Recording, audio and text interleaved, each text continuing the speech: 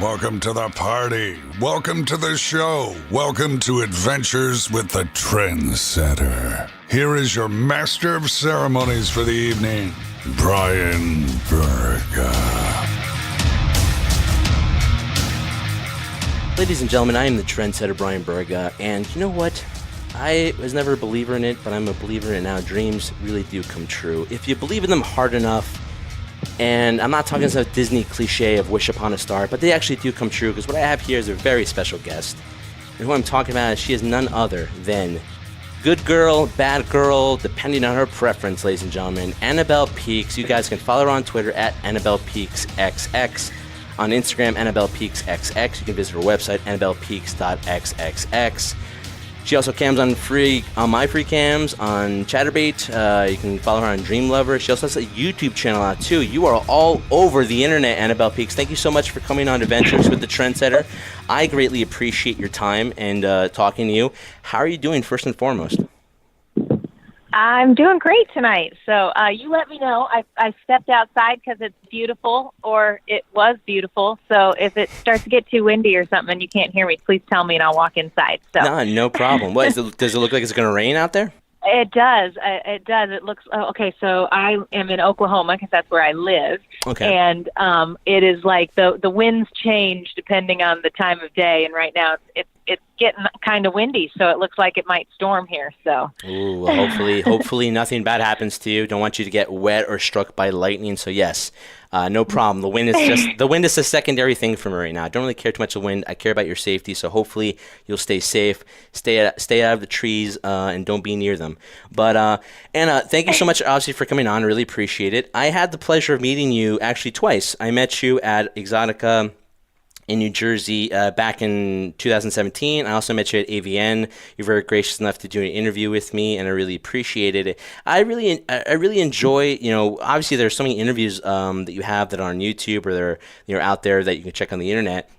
But something I'm just so intrigued by is the fact that, unlike so many people I've interviewed, they all have their unique story. But I like yours so much for the mere fact that you took it more from a business aspect because, you were very successful outside the world of the adult film industry before you got into it and decided to choose to get involved. And I guess my first question would be, once you finally got involved in it, I mean, prior to it, you have no preconceived notions of it. All you know is you're a very sexual person.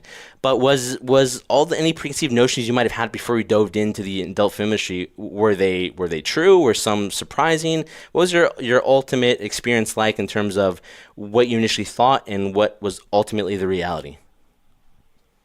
Sure. I mean, it's a great question because everybody has their typical thought process on what it will be. And I will tell you that I was naive, definitely naive. I just assumed that the adult world is just like the business world. And when you go into the adult industry, everybody's going to be professional and everybody's going to be upstanding and everybody's going to be, professional, basically. Like I thought it was a business world. It was just happened to be adult business world. And I would say that I've been lucky enough that 90% of the time that is true. When I went into the industry, I went in at the top and I did not go down.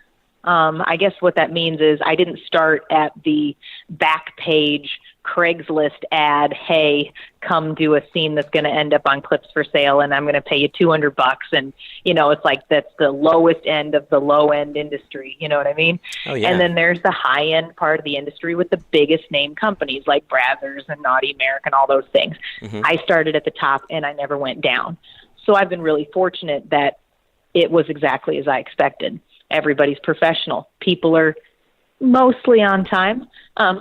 Yeah, I know that feeling. People do what they say when they say. You have your timeline, you have your scripts, you have your things, and you're done. That was a great expectation, and they've lived up to it.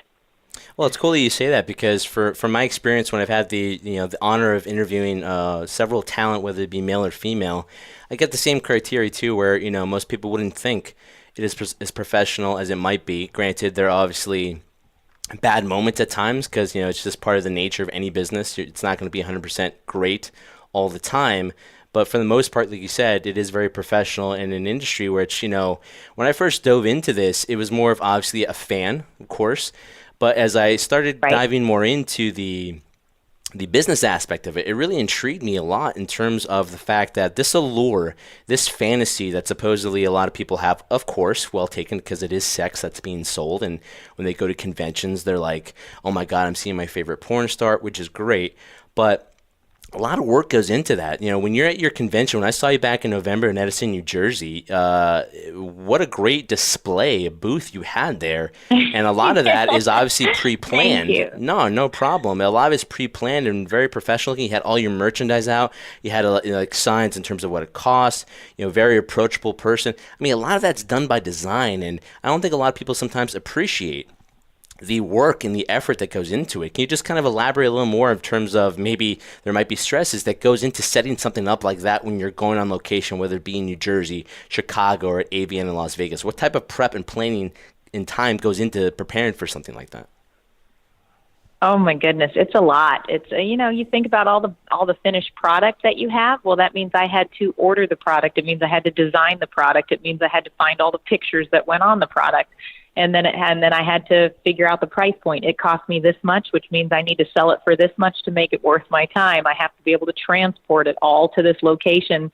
And how many checked bags does that mean I have to have? Am I going to pay an employee to staff the booth with me so that they can help take money, they can help sell, they can help, hey, I got to go to the bathroom. Can you watch this? Yeah, exactly. You need somebody there to watch your stuff. And, otherwise somebody's going to take it. Exactly. So there is an awful lot that goes into it. Making sure that you have enough DVDs of each kind of DVD, enough prints so that you have variety. You want to always have something new because there's some people that have seen you at convention now 3 years in a row. And, so that's their third time around. They're like, what else do you have? Because we want it, So it's about keeping supply and demand, keeping basically. a variety and new stuff out too. Yeah. Yeah, no, and I completely And understand then that. we didn't even talk about like clothes to wear and makeup I need to bring and all the stuff that you'd have to pack so that you have me ready to go as well as all the products. So it's quite a trip. Yeah, I mean, you're just mentioning all those things, but I think the most, and I'm not trying to obviously dilute any of those as saying they're not as important, but the main thing that people go there for is to obviously see you. Obviously, buying your merchandise and seeing stuff there to purchase and look is obviously a part of it. And from a business aspect, you want that to happen. But for the most part, a lot of them are going there to see you, whether they've seen you 3 years in a row, like you've mentioned before, or they're seeing you for the first time. I mean, I like to believe, and please, if it's not true, Anna, don't kill my dream and my vision here, my fantasy, but I think you wake up every day gorgeous and beautiful as you are. Please tell me I'm not wrong. Well, please tell me I'm not wrong. Much. Please tell me I'm not wrong. I feel like I do too, because you know what? I woke up like this. I hashtag that sometimes on my Instagram. I woke up like this. And I'm not afraid to go without makeup. And honestly, in my daily life, I wear very little because I don't feel like I have to wear a lot of makeup. But when they put you on set, they put all kinds of makeup on because you have to be completely perfectly beautiful, 100% for 7 hours of no matter what you're doing in whatever location, no matter how sweaty or wet or whatever it gets, you have to be perfect. No, they put a lot of makeup on you. No, I definitely understand. I mean, when I've seen you in person several times, you didn't have that much makeup, which is a great thing because for most people, sometimes that masks a little bit of it, and in all honesty, sometimes it seems kind of phony. So you're very real when you make appearances, and a lot of thought goes into, I'm sure, your wardrobe and stuff like that. So when it comes to packing, tell me over under about maybe 5-7 suitcases you take with you to go to these events.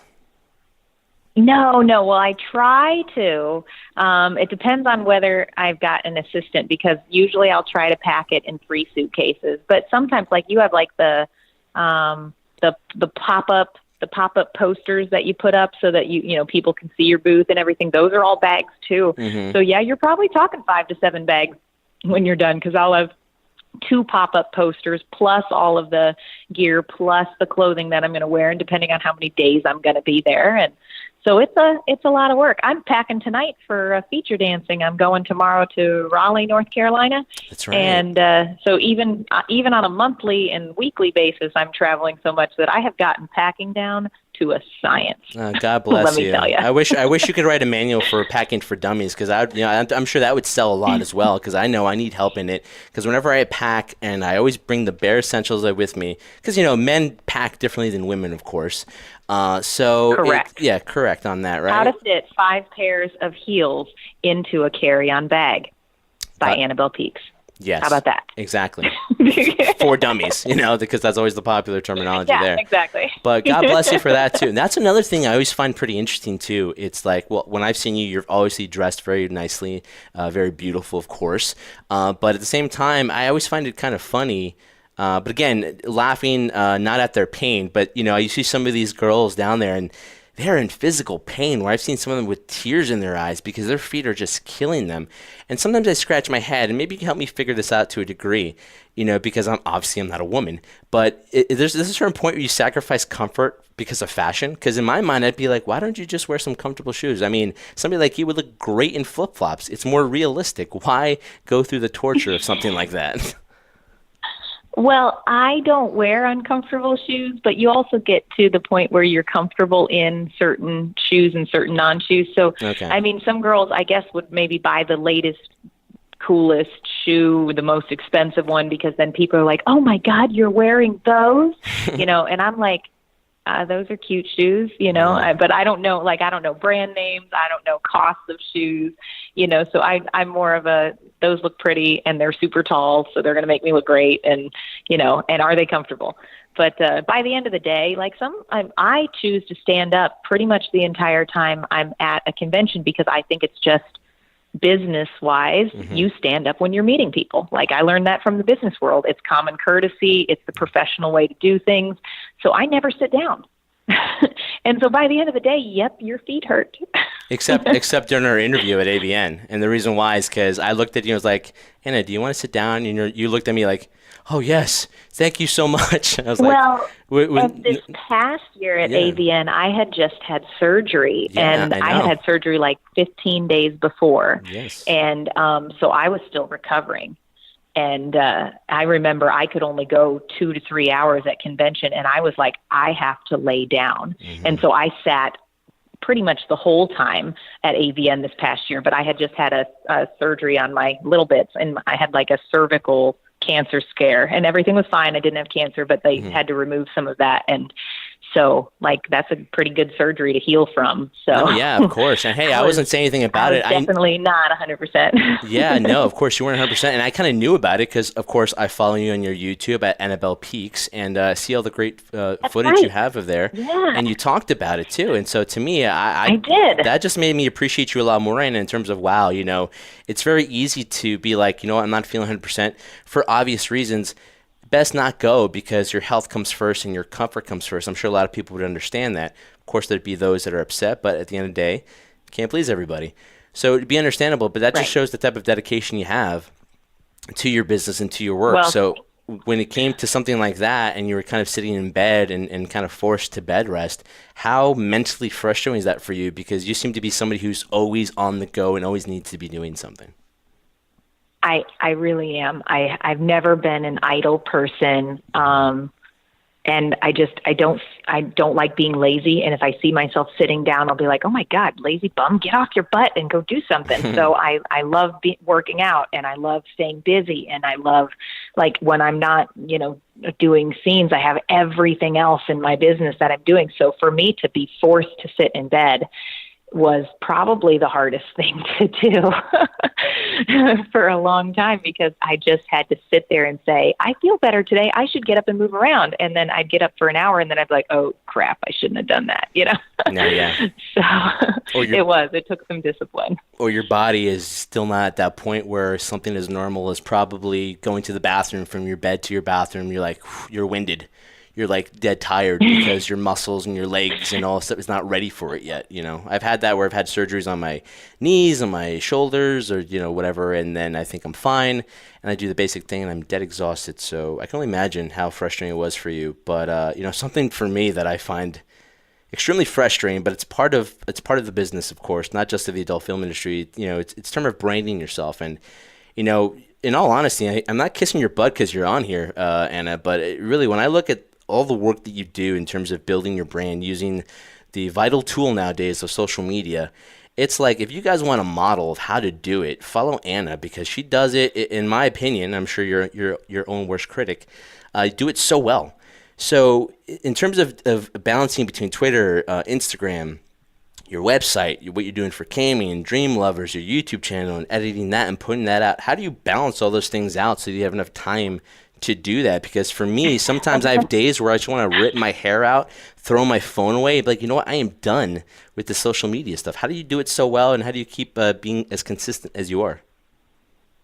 Well, I'll tell you that sometimes I get into a groove where it's habit forming. So you do it, and you build the habit of, I do this now, I do this now, I do this now. But sometimes I'll be like, I'm frustrated. I don't feel like I'm getting it all done. So then I'll make myself a to-do list, and I'll be like, okay, I have these 12 social media platforms or whatever. Mm-hmm. And then I'll say, okay, I can't do them all in one day. So I'm going to do these 4 today. I'm going to do these 3 tomorrow. I'm going to do the remainder, the last day. And then I'm going to repeat and do it again and again and again. And then I do have, you can use some tools like I have OnlyFans, and OnlyFans recent update, one of the best things about it is I can auto post. So now I can spend 1 hour, one night a week posting 7 things, but they'll post once a day for 7 days. So you can schedule them out. And that's really helped me with certain things. Like in Twitter, you can do auto tweets where it'll tweet something and then you can tell it to tweet it again with a slight modification in 10 days. Mm-hmm. And so I'm able to do some of those things because some things are pretty standard advertising. At this point, I have a porn star series stroker. So I can set that up on an auto tweet that every 3 or 4 days, it's going to post this. Here's the new picture. Here's what it's going to say. Here's the link to the website to buy it. But I don't have to manually go in that day and write that out because, gosh, that would be way inefficient. So I am all about finding ways to make things efficient and automate, because if I can automate 70% of life, then I can spend that remaining 30% responding to fans and commenting on and liking things and retweeting things, because I try to respond on Instagram pretty often. Like I might get 400 comments, so I'm not going to respond to 400 comments, but I might respond to 12 of them. Yeah. And I hope that people see that I'm going on there and answering stuff and responding when I can, because they see that I'm interactive, Yeah, they basically see that it's you, and it's not supposedly a site that's put up and then, for example, you just said you're trying to be efficient. You have those like auto retweets, but at the same time, you're also responding back, so people just don't feel, it's not really her. So you have that kind of personal sense that you share with everybody. No, Correct. It's very understandable. Something I've noticed in terms of, because I started this whole back in November, back in Edison, New Jersey, the first time I ever met you, and I started noticing from a fan's perspective, and then start seeing it from the business aspect, maybe a pattern, and maybe since you're involved in the industry more than I am, obviously, of course, you can kind of tell me if I'm right or wrong on this. It really feels like the days of, when I started watching it maybe when, DVDs were coming out. Maybe I had a few old VHS tapes back then, and so it moved from VHS to obviously DVDs and Blu-rays, and then, of course, piracy hit and a lot of stuff's available on the internet, and then it seems like performers went on to do a lot of their own content on their website, or for example, things like OnlyFans or ManyVids or just the various platforms that are out there, or started to cam online to have that personal content which is just theirs, so that fans felt more of that, like you said, that connection you want to have with them. Do you feel that's the stage where the industry is going nowadays in terms of, in my opinion, I feel one thing, and nothing against any production company, but a lot of production companies could be like, well, listen, Anna, I want you to do this, I want you to do that, in this scene you do this and do that. But if it's your own content and you're producing it yourself with people that you want to work with, it's a lot different. So you feel it's kind of moving in that direction where performers now kind of want to, in a sense, take control and be like, listen, I want to shoot what I want to shoot on my own dime, and then I want to benefit the profits of that myself. Is that the direction you feel it's going, or am I kind of off on this? I think it's both. Okay. So I think that there is a reason to shoot for Brazzers and Bang Bros and Reality King and Naughty America and all of those. If you don't shoot for them, people don't necessarily ever learn your name, because those are the people that mass market their audience. Those are the places that, most porn people will go to, because that's the staple. They're very high end. So you know you're going to get the best, quality stuff. So you need to shoot for them. Absolutely you do. Okay. But once you're done shooting for them, dang well own your own content, because you can make money on your content forever, and you should.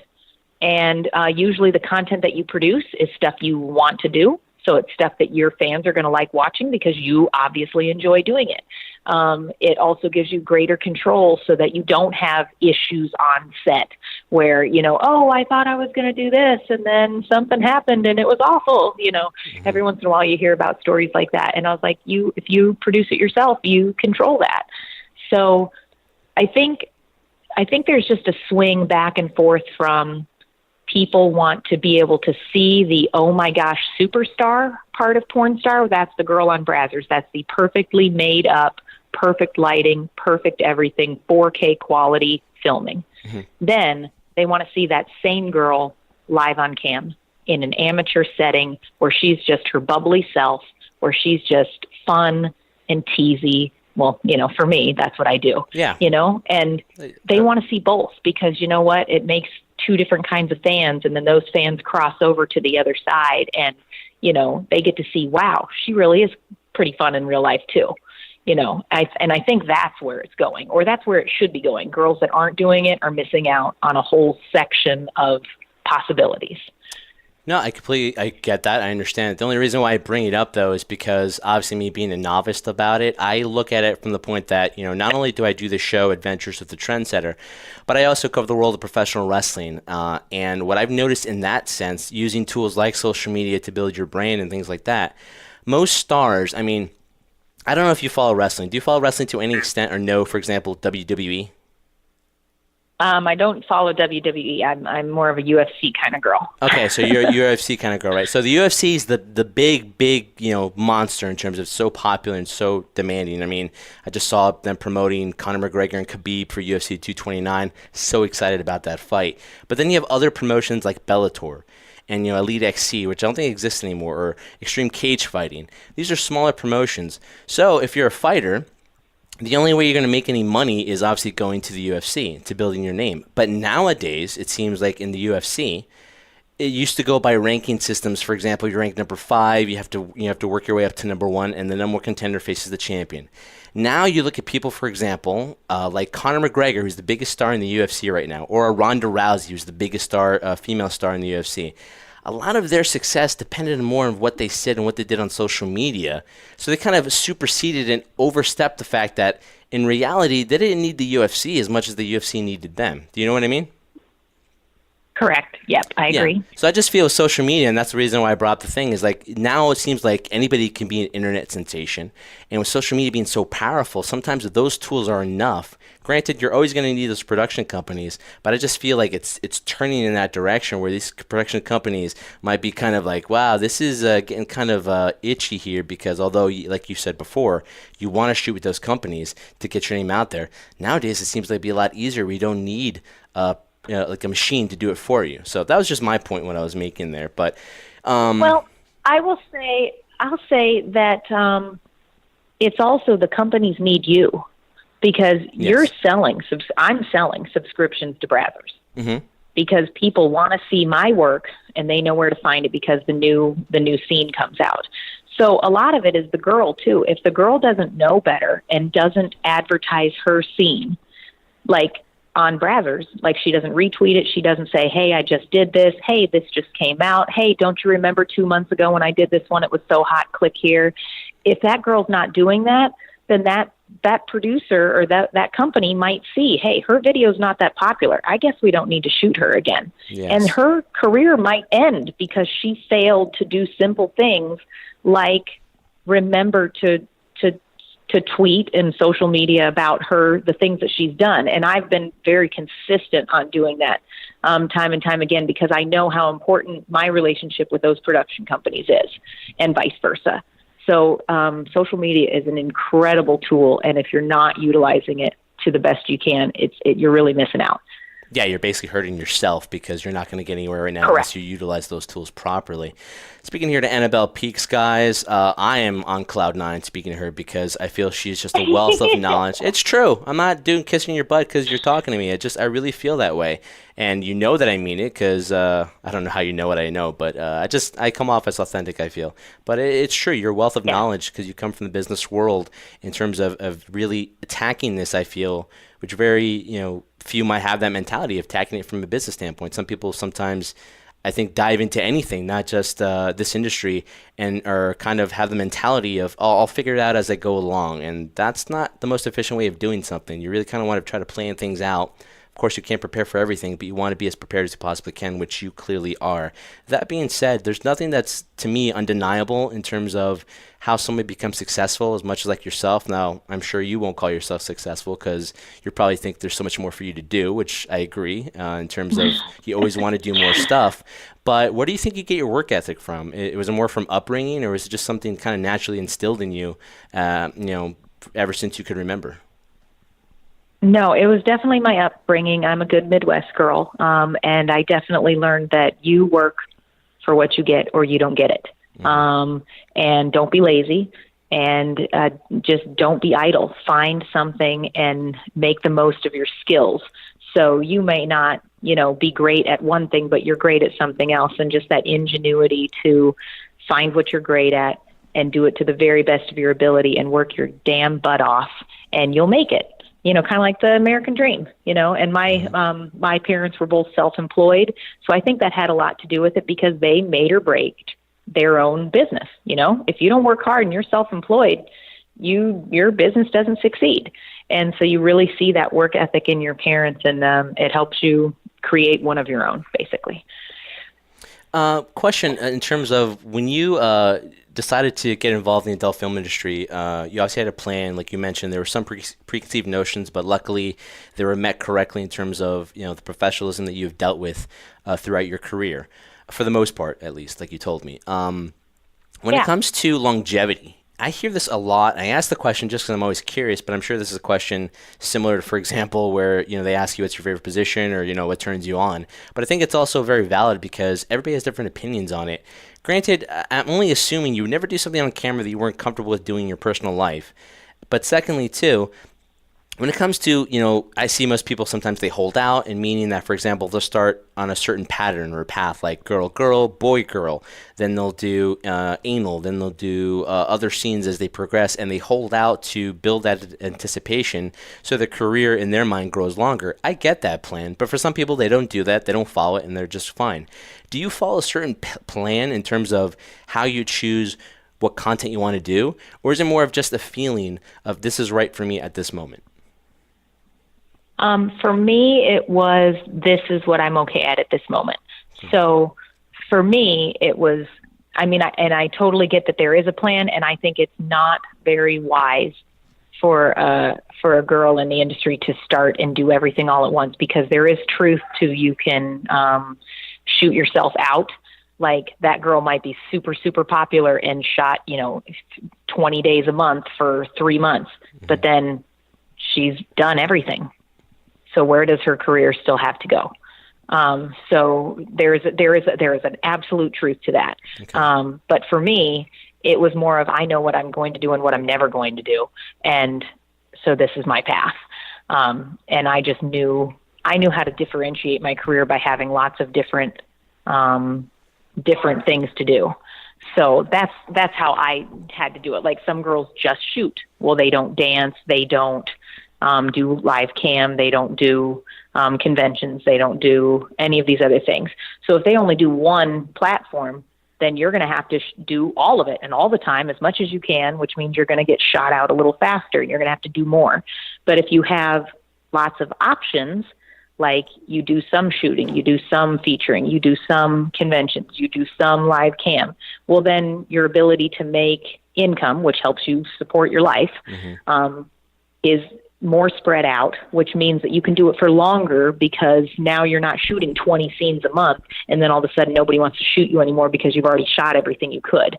Now you're shooting 5 or 6 scenes a month, so you can shoot for a lot longer period of time. because now people still want to see you in, 100 scenes, but it takes you longer to get there. I hope that makes sense. So by giving yourself multiple platforms, gives yourself a longer longevity. Yeah, it's kind of like the old saying that I hear, and I hate old sayings, but they're so true, though. It's a marathon, not a sprint, really, depending on how long you plan on being in any type of field. I also equivalent to, like, for example, sports athletes, their window of opportunity to make as much money as possible is shorter, so their mindset's different, obviously, for somebody who wants to be into it long term, because it depends on the business that you're in, dictates that, I guess, for you. But when you just mentioned the other avenues and the other ways you can make money conduct, I think a lot of people also think too that the real money is into just shooting for production companies. When in all honesty, depending on how popular you are and how much you're shooting, of course, I would think, and from what I've spoken to several performers, I would think the most money is not only just, of course, doing that, but at the same time, putting out your own content, hustling, doing the cam shows, doing the feature dances, if that's something you enjoy doing. Would I be right in that, in terms of if somebody tries to go in and just think I'm going to shoot for production companies and that's going to be substantial income for me, depending obviously on the lifestyle of the person, but would it make more sense to say you have to hustle and do these other avenues to get the most out of this business, because it's not going to give it to you? It's not going to give it to you, and you do need a hustle, and you do. And some girls, when they first get in and they're like, wow, I just got paid this for a one day, I'm going to totally, rock this. I'm going to be a superstar or whatever. And they don't realize that that's true. But what if you don't get shot next week at all? That money has to be able to last you for as long as you may, so you need to plan out your life. You need to have a business plan, and and then there's burnout. Oh my gosh, can you imagine shooting 20 scenes a month? You see some of those scenes, and some of them are really rough. I don't do a lot of the rough ones, but there's some girls that are. Can you imagine doing that 20 days in a row? I don't think your body could handle it. Yeah, I think some people see the scene for the scene, though, right? A lot of people, I feel, see the scene for the scene. I see it from the standpoint, maybe this is why my brain's a little different than most people, that, I've heard this from other people tell me this, not that I think this myself, but they say your brain thinks differently, because, like, Brian, you should be enjoying the scene, especially if it's sex, for what it is, sex. But I think in my mind, okay, they're obviously painting to the camera. How much does that lighting cost? How much is production? How long did that scene actually take to shoot? All these things go in my mind. That's like, even when I watched movies as a kid, I'd always think back of, I wonder how they did this or how they did that, especially when it came to editing, because everything's out of order and you kind of recreate it that way. And so it's like, it's amazing, for example, do 20 scenes or like do 5 or 6 in a day. It takes like 2 or 3 hours, and production crews and stuff like that. That's a lot of pressure. That's a lot of stress on somebody. Yes, absolutely it is. Absolutely it is. So it's a lot of work, and it's super fulfilling if you really enjoy it. Mm-hmm. And that's a really great thing. And you shouldn't be doing it if you don't enjoy it, because it's your body. You know what I mean? But it is a super fulfilling thing to be able to make something and produce something like that, and then be like, wow, that was a ton of fun, and I'm earning a living this way. But yeah, there's a whole lot of, there's burnout that happens. I've burned out before, just because I freaking live in Oklahoma. That means everywhere I go, I travel. And just think of the jet lag and all that stuff. And something like this particular month, I'm gone every single weekend. And every single week I'm back home, and then I leave again every single weekend. And there's other days that I travel for 14 to 22 days at a time, like all at once. So how many bags do you think I carry those days? More than 8. Yeah, exactly. So it's like, and then you're in different hotels all the time. And I've woken up before, and I'm like, what city am I in again? Yeah. I'm like, what day of the week is it? And I kind of felt that way. So there's a lot of that. Yeah, no, I felt that way maybe 3 weeks ago. I went to Chicago for the first time for a wrestling event, a huge event called All In. People who will follow wrestling and follow the show know what I'm talking about. It's basically a huge independent show, separate from the major company, which is called WWE, that sold out 10,000 seats for wrestling in under 30 minutes. And we went to the event. We were on Podcast Row. We interviewed a lot of people. We had a lot of content. But that was a 4-day period, and after that 4 days, I was wiped out. So I can only imagine what you go through, especially in those long journeys where you're living out of a suitcase and sleeping in a hotel. Sometimes I'd wake up in the hotel room, didn't know what day it was, didn't know what year it was, so obviously a lot of stress on there.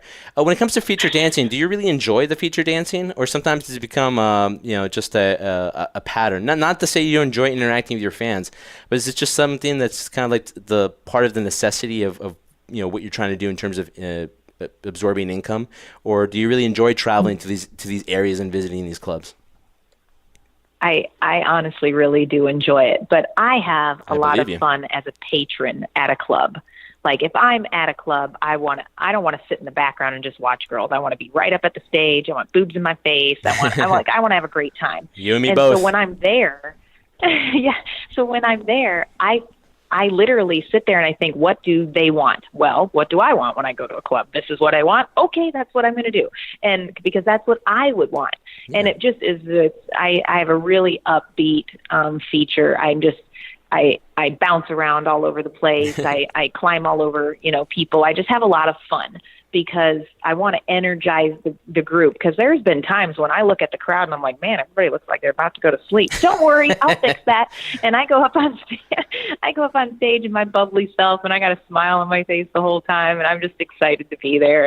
And you can just really see it turn around the club sometimes, and it's just a lot of fun. And like I said, for me, it's all about having lots of different things to do, because if I just did that every single day, like a stripper, if I just did that every single day, I can see how burnout would happen, because you're doing the same thing every single day and it would get really hard. But I have so many different avenues in my career that I can choose, that I'm never doing the same thing every day. I'm never doing the same thing I get to spread it all out between traveling and between scenes and between live cam and between features and between conventions and between all these other things, that I don't ever get bored. I don't get burnout. It's just, you have that ability to change it up all the time, and it keeps things new and exciting and fun. I definitely have to catch a show one of these days. If you're ever in the New York metropolitan area or New Jersey, I definitely can't wait to see that show, because you've mentioned it before in several interviews, the type of personality you bring to it. I definitely have to see one of these days. Any plans on that at all in the near future before 2018 or 2019? Let's see. The closest right now would be Reading, Pennsylvania. So Pennsylvania, I think that's like a 3 hours or something from the New York and New Jersey area. So okay. I don't know. It might be worth a road trip with a buddy. Exactly. Screw it, buddy. They're not going to appreciate it as much as I would. It's like, I know Anna. Anna's freaking the bomb. You're not going to appreciate it. You're not tagging along unless you're willing to pay for a lap dance or something like that. But then that's a different story. But no, that's great. I mean, and that's something I've noticed too. When I met you at Exotica, and obviously seeing you at AVN, of course you weren't 100% there, but you're very engaging with your audience.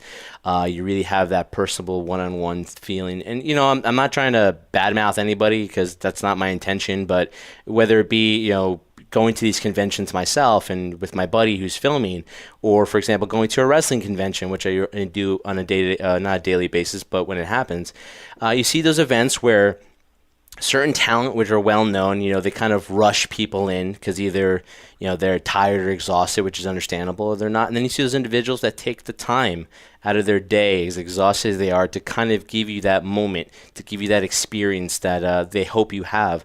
And you're definitely someone like that. Is it more because you're just so appreciative of your fans that you kind of, suck it up and be like, you know what, I'm going to be as bubbly, because I'm sure you're naturally bubbly to begin with, but I'm going to be as bubbly as I am, even though I'm not feeling good, because you know what? I want them to have the best experience possible.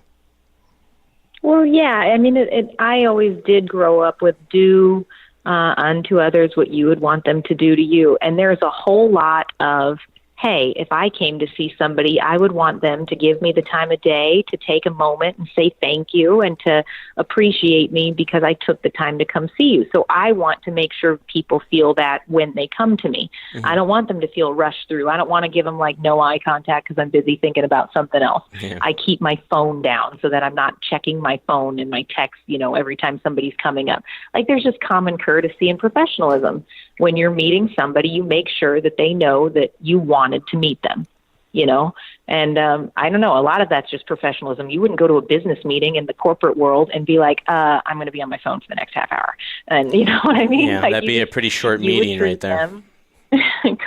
Correct. You would treat them with respect, and you would you would do the meeting and get it done as it needs to be done, and be engaging. And I think that's just what you have to do in life with people. So I love that mindset. Is that weird? I think that's pretty normal. No, it's well, believe it or not, Anna. Let's really analyze this to begin with. In terms of what's logic and normal nowadays, especially in the world we live in now, probably isn't logical and normal anymore. Because I'm somewhat was very raised either strict or was very raised old school because my parents were very old school. So, I do believe as a man, chivalry still exists, and some people might look at it as a weakness, you know what I mean? So like for me, being polite to women, saying hello, please, thank you, or for example, if I were to see you walking through the door, I'd open the door for you, I'd pull out a chair for you, you know what I mean? I believe in those values, and a handshake means something.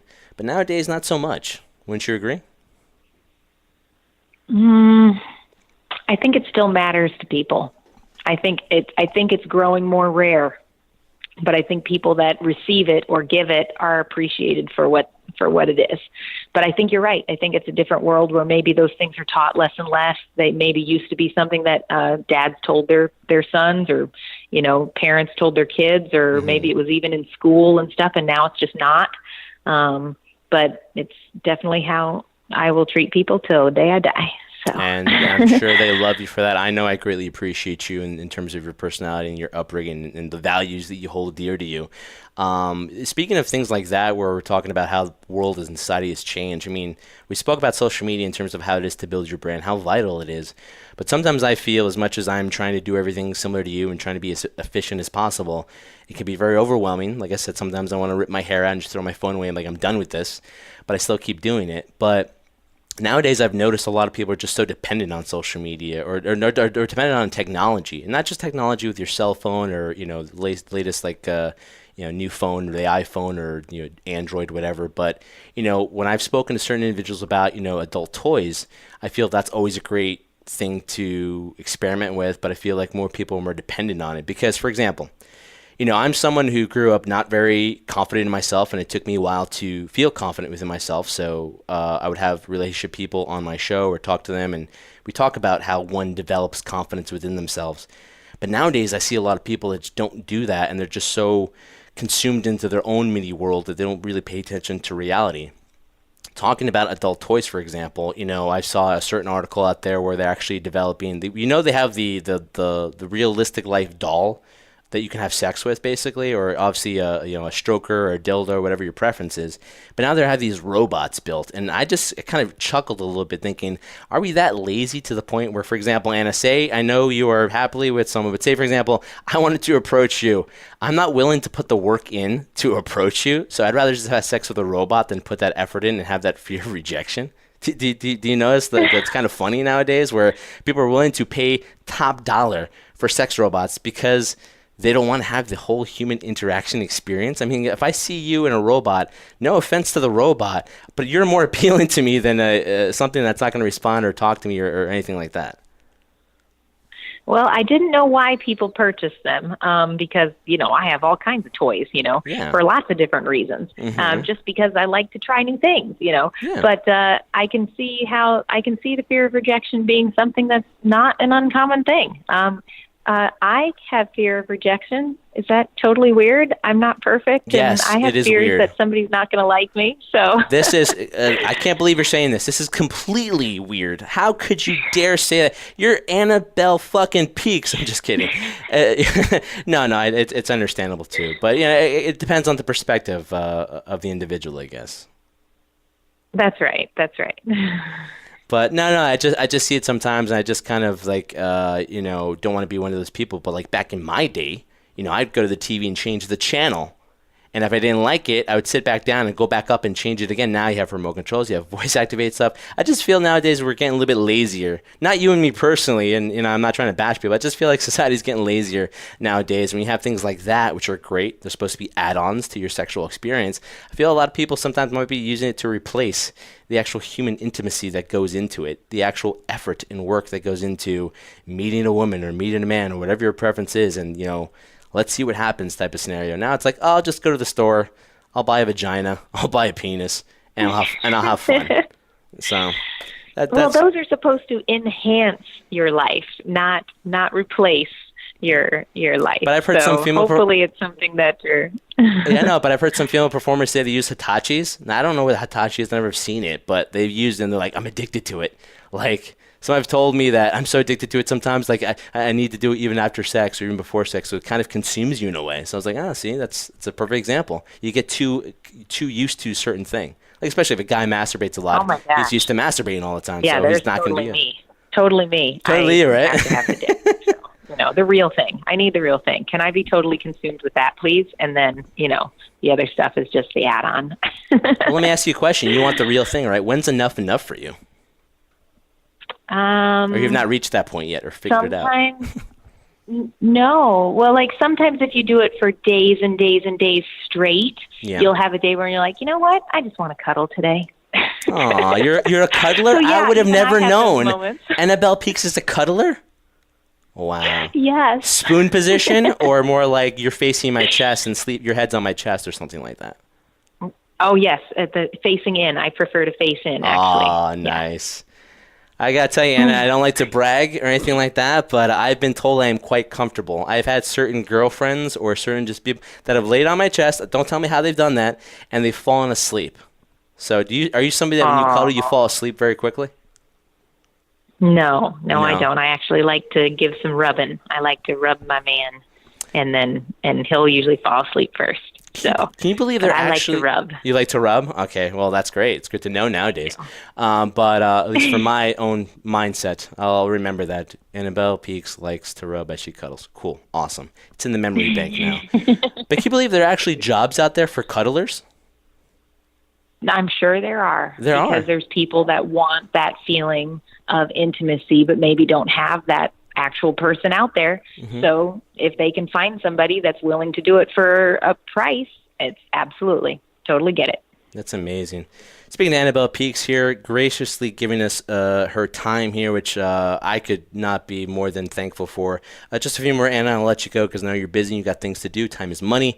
When it comes to, something I've seen you in some of your interviews talk about, and it's really true. I just always find it funny because, again, I am very reserved. I am somewhat of an introvert, but of course not when I'm talking to you, because when I'm talking to you, I can talk about anything. I feel comfortable because I feel it takes certain people to feel comfortable around others in the environment where I just feel sex communication is just like so non-existent in a way, where it's like the most thing that becomes so standardized that we talked about things that are logical, things that make sense. Why do you think there is that taboo? Because when I look at movies nowadays, perfect example, 50 Shades of Grey in that series, that is as close as softcore or going on HBO or Showtime or Cinemax and watching stuff like that, because nowadays what's rated R is kind of close to softcore porn. And so are we so desensitized to the fact that to this point, to even see penetration on the grand stage of the mainstream cinema, do you think it's ever going to reach that point, or do you think not? There's always going to be the separation between the two? I think there'll always be a separation between the two because I think there is a very good purpose for why they don't show that kind of thing in regular cinema, and that's because there's always going to be children able to get in or skirt around it, but it might be more difficult for them to get in, get and see X-rated things. And so I think there is a point to where you're trying to not conceal, what's the right word? Protect? You maybe? don't need to be explicit with children, okay.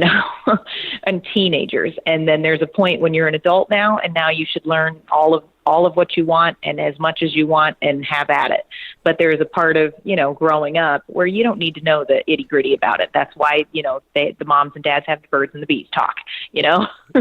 Did you get the birds and the bees talk when you grew up? Because I never got it when I grew up. I learned it basically from watching porn. I'm trying to think. I think so. I think I got the birds and bees talk. Like when a man and woman love each other type of thing? I'm pretty sure I learned it in church, so. Oh, you learned it in church. What kind of church did you go into? Because I went to Catholic school, and all they taught me was that, babies are magically born by prayer. And, hey, I'm a Catholic. I'm still a practicing Catholic, but at the same time, there are realities to the situation, I've come to the reality that I was not born out of an immaculate conception like my mom claimed to tell me that I did. I was just born because they prayed for me, they said. Like, wait a second, it wasn't Stork that brought me? What are you talking about? Store, that would make more sense. That would make more sense than Totally. And just another thing I wanted to ask real quick is because I've had the privilege of speaking to some pretty good male talent. Some that come to my mind are Ricky Johnson, Xander Corvus, Ryan Driller, all great guys, and I just love talk. Johnny Sins. And so I've spoken to them, and I've always asked them the question, not necessarily like how do you get in the industry, because I'm sure they get asked that enough. I'm sure you get asked that enough by guys too, male fans. But my question to you is that, say, for example, I was doing this for the reason. Say I was very passionate and wanted to be in the industry and not go and have sex with men, but more have sex with women. And I'm just starting out. Granted, obviously you're not a man, which is what I admire the most about you, what I like about you. You're not a man. But also, what I'm curious is, whether you want to believe it or not, to me at least as a fan talking to you, you're at a high echelon. You're like one of the top performers out there, whether you want to believe that in yourself or not. I really think you are. So, for example, if I'm starting out and my goal is, hey, I want to work with the top talent because they're the best of the best, in the sense that although men make less than women, but I want to work with the best out there. I want to be noticed. I want to create my brand and make it bigger with working with somebody like you, for example. How does that work from a male's perspective? Do you get told by agencies? Do you get told by word of mouth by certain people who have worked with certain performers to get there? How do you think a male progresses himself in this industry to work with, for example, somebody like you if they've never worked with you before in the past? I don't know. You don't know? People ask me that all the time. Okay. The truth is, I have no idea how the guys got to where they were. I know that it matters if you're a good performer. Okay. So for a guy or a girl, it actually matters. You can't just be a pretty face, or you can't be a great performer, meaning you do well under all the circumstances, but not have a pretty face or, something like that. And so you have to have both. And then you have to show up on time. You have to not be drunk, hungover, high, or, things like that. You have to not have an attitude, because the honest truth is there's a lot of people out there that are willing to take your job, and they're pretty, and they're, they hopefully are good performers, guys and girls. And if you don't treat it like a business, then people are going to be like, oh my God, he's 2 hours late again. This is the third time I've hired him and he's 2 hours late. I'm never hiring this guy again. And you get a couple of those and you're out of the industry. You know what I mean? Gotcha. So as much of, hey, it's about skill and it's about looks and it's about things, it is also about professionalism. And those people that you named, high on the list of professionalism. Yeah. I know them personally, and they do a great job, and they are on time, and every time they go there, every time they show up, they have a positive attitude. You know what I mean? Like and then the performers that show up and you're like, oh my God, I'm going with that person today. Okay. I know they're going to be an hour late, and I know they're probably going to have had something before they got here, so they're not going to be all there. And and you're like, why do they keep hiring this person? And the truth is they won't. You know what I mean? They just won't. And to be longevity in the business, be a businesswoman, be a businessman, show up when you're supposed to. It's not just, there's some really common stuff here. Yeah, no, to me, it's all basic logic sense. I mean, I know, for example, myself, if I was diving into that field, you want to be as professional as possible. You want to, like you said, be on time, things that just make sense. But I think we've established things that make sense probably don't make sense nowadays. But no, yeah, I agree. When I interviewed all those three individuals, they all came, or four, they gave me the same response.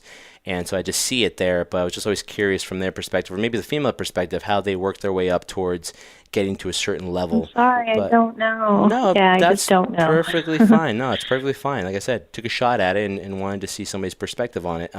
Last thing for me, on the level in terms of this industry, before I started, I have we all have preconceived notions, and mine was that it's a very cutthroat business, kind of like professional wrestling was maybe 10 years ago or 5 years ago. Everybody's kind of pushing each other to get the top spotlight, to get that number one, whatever you want to call it. I don't sense that nowadays, but would it be safe to say that, in terms of competition, and there's always competition in any level of business you go into, would you say it's more within yourself to kind of stay ahead of the game and look at the next thing that's out there to kind of capitalize off it? Or are there ever really competition amongst performers? Oh, I'm sure there is competition amongst performers because, out of all, you have to look at it. If you're a blonde, how many other blondes are out there? You know, if you're a Thank you for blonde, not being a busty blonde. blonde, how many other ones are there? Yeah, I know you're a blonde, but and, thank you for not being one. Yeah. Well, so a lot of it does come to, you have to differentiate yourself some way or another. So maybe you're better than the other 27 blondes in the industry right now because you're on time. Okay, that makes you better than 5 of those already. You know, you have a great attitude. You're never the diva on set. 3, you do X, Y, and Z that maybe some of these other blondes don't do. So it gives you more chances to be shot. So you just figure out who your competition is per se. And then you're like, make sure that I'm up to par. Maybe the other blondes look hotter than you because you kind of let yourself go and you need to hit the gym a few times. Well, then maybe that's what you need to do to stay competitive. It's all about knowing who your audience is and who your other possible, the people competing against you for that scene. And how are you going to make sure you get it? Well, you make sure that you are the very best you can be. And, that's all that counts in the end.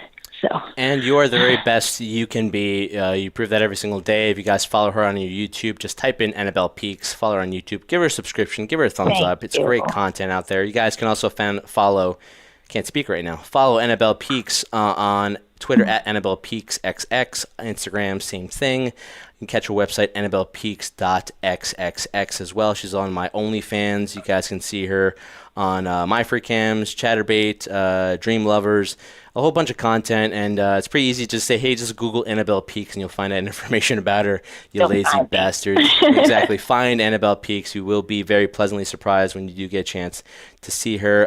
You're obviously featured dancing, going around the country dancing, going to be Exotica, going to be AVN. Like I said, it's just a joy and pleasure talking to you, Anna. You do know I'm hosting the award show this year at the Inked Awards, and the Inked right? Award. I was gonna address that too real quick, that you're going to be hosting as well, and it's going to be exciting. And I've never been, so I definitely have to look into it and hopefully be there, because it's during the time of Exotica too. It's like on the second day, right? It's on Saturday evening, so absolutely, most definitely be there. The after party afterwards will be awesome because I'll get to dance and have a drink with everybody and just really get to celebrate, everybody who won awards that night. It'll be a fun time. Well, I look forward to that. Again, hosting, that's a pretty nice, prestigious honor there. Is that your first time hosting something? Yep, absolutely. You nervous? I am, absolutely. Oh God! But I'm sure you do well. Absolutely. Do I think you're going to do well? Absolutely, and that's just me. So, Anna, thank you so much for coming on. Greatly appreciate it. Again, guys, follow her on all her social media and all the events I just mentioned. Greatly appreciate it. And the one final thing I want to say to you, Anna, and I know it's been long-winded here, but I just want to say thank you. To see somebody like yourself, and I've never had a chance to really tell you this in person. I'll say it again when I see you. That I thank you for everything you do, because your work ethic kind of inspires me in terms of, look how hard somebody like Anna's working, and look all the success she's gotten because she's earned it. So it really motivates me, and it gives me a sense of appreciation, because if you don't hear it enough, I think you should, obviously, from your fans and your fellow performers, of saying thank you, because I think you set a really good example for people in terms of, if you want something, go get it. You're definitely a doer, and it's just really appreciated by me. So thank you so much. You're living proof, really, that hard work does pay off. So thank you so much for what you do. Thank you very much for having me. I appreciate it. Well, there you have it, folks. Another successful episode of Adventures with the Trendsetter in the books. I'm your Master of Ceremonies, Brian Berga. Thanking you guys so much for listening to this episode. If you want to keep up with my shenanigans and what I'm doing, you can catch me on Twitter at Brian Berga, as well as what I'm doing here with my tag team partner every Friday on the High Spot Podcast. Like us on Facebook, follow us on Twitter, Instagram, Snapchat, all one word, High Spot Podcast. We post episodes every Friday. Make sure you check out our website as well, highspotpodcast.com. Also check out the website, brand new, adventureswithtrendsetter.com, as I cover all of the adult film world for you guys. So guys, thank you so much for listening to this episode. I will catch you guys next time. And remember, although I must bid you adieu and good fortune, remember, I do this for one reason and one reason only. I do this for you, the crew.